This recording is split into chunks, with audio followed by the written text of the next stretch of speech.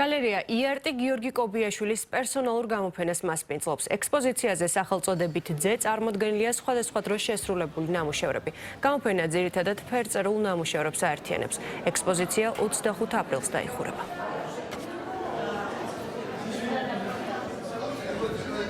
აქ წარმოდგენილია დაახლოებით 15 ნამუშევრამდე. ჩემი ნამუშევრები არის ძირითადად ფერწერული, მაგრამ არის შერეული ტექნიკით შესრულებული.